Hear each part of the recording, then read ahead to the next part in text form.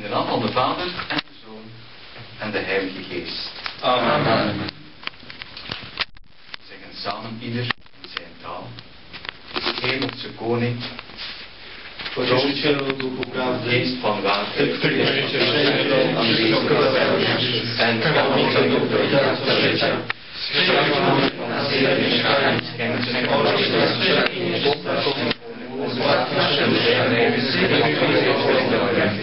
en red ons in onze zielen, alle goeden. Amen. Pax vobis. et cum spiritu. Alleluia. Alleluia.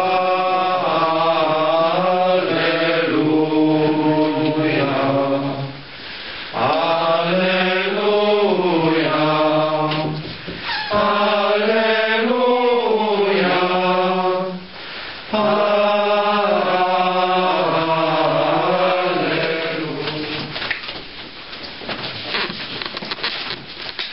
Alle ogen op mij gericht. Wszystkie oczy zwrócone są na mnie. Ik wil in mijn speech, preek, homilie, hoe dat je het ook wilt noemen, 4 dingen zeggen. W moim kazaniu czy też homilii chcę zwrócić uwagę na 4 rzeczy. 1, iets over synode. Jedna to synod. Dan 2 dingen over 2 zinnetjes uit het evangelie. Później będą 2 zdania dotyczące 2 rzeczy z Ewangelii. En op het einde heb ik nog een bede, een zegenwens voor ons allemaal. A na końcu chcę się pomodlić i pobłogosławić nam wszystkich.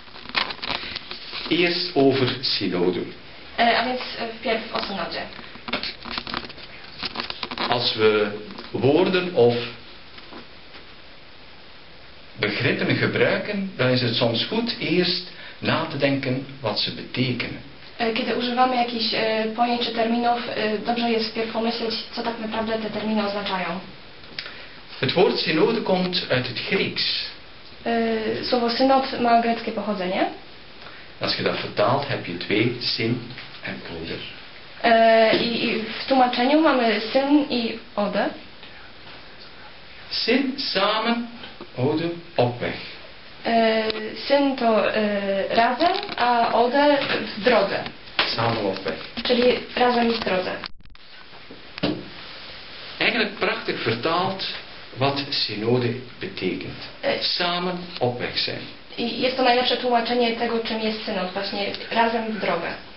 En samen met onze broeders uit Polen, en zusters natuurlijk ook, zijn we al toch geruime tijd samen op weg. Op verschillende manieren, door ontmoetingen en internet. I z naszymi braćmi z Polski właśnie już od dłuższego czasu jesteśmy razem w drodze, zarówno w czasie spotkań, jak także przez internet. Wat mij daarbij opvalt, dat is dat we voortdurend elkaar erkennen en bevestigen. I to, co mnie uderza, jest właśnie to, że my siebie jakoś poznajemy i nawzajem doświadczamy.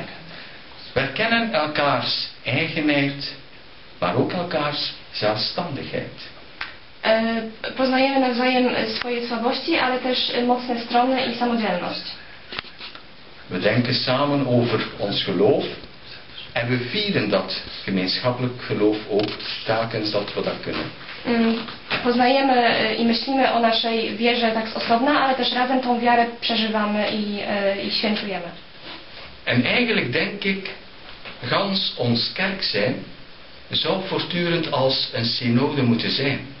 I właściwie całe nasze bycie Kościołem powinno wyglądać jak synod. Dat samen onderweg zijn, dat samen op weg zijn, zoals de eerste christenen eigenlijk ook genoemd werden. Mensen van de weg. I tu jest nawiązanie właśnie do Kościoła pierwszych apostołów, którzy właśnie to był Kościół w drodze, czyli właśnie ten synod.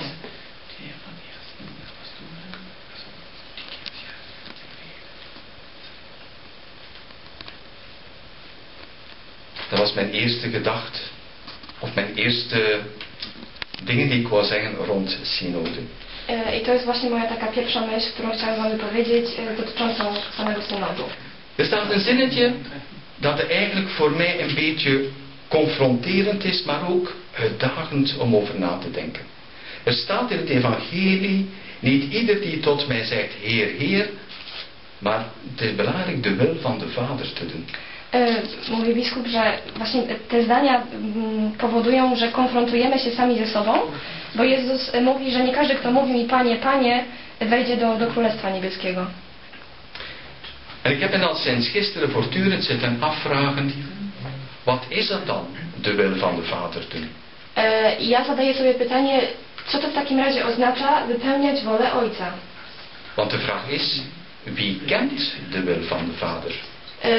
Bo pytanie właściwie musimy sobie zadać, kto zna wolę Ojca? Eigenlijk vind ik dat een hele gevaarlijke vraag. Wie kent er dan de wil van de Vader? Want er kunnen mensen opstaan die zeggen, ik ken de wil van de Vader. En dat is denk ik heel gevaarlijk.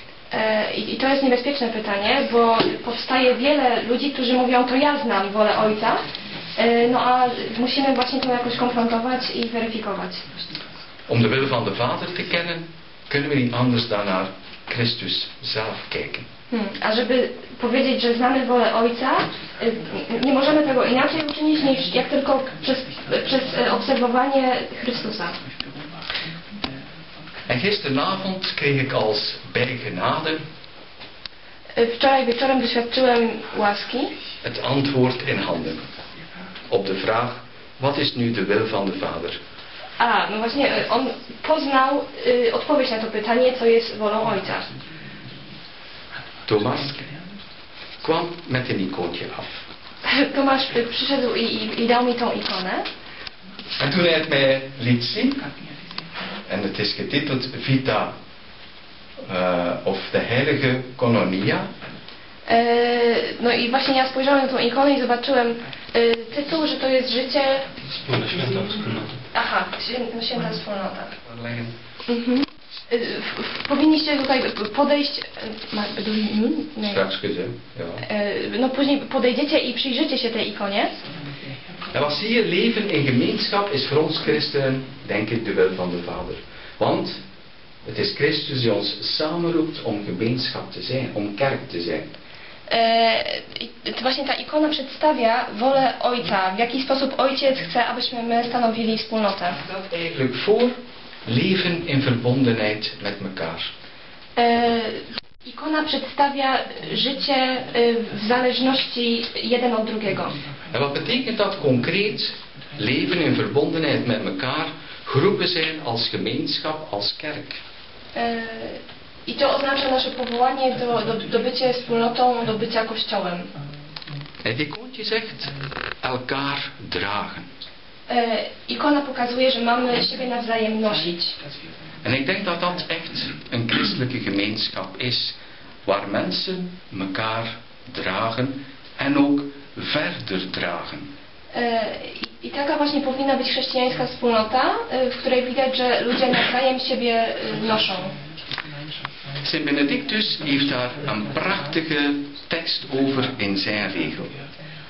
Benedykt w swojej regule napisał o tym właśnie jakiś ustęp. Hij zegt ergens in zijn regel, de broeders zullen elkaars lasten, zowel geestelijke als lichamelijke, met het grootste geduld verdragen. Jedna z reguł brzmi, że bracia powinni nawzajem swoje zarówno duchowe, jak i fizyczne ciężary nosić. En ik denk dat dat een enorme uitdaging is voor een christelijke gemeenschap. I jest to na pewno niezwykłym wyzwaniem dla nas. Waar wij elkaars lasten, zowel geestelijke als lichamelijke, met het grootste geduld verdragen. I właśnie jeżeli tym wyzwaniem jest nosić nawzajem te swoje ciężary z największą cierpliwością. Want werd er niet van de eerste christenen gezegd, ziet eens hoe ze elkaar lief hebben. Werd niet van de eerste christenen gezegd, ziet eens hoe ze elkaar lief hebben.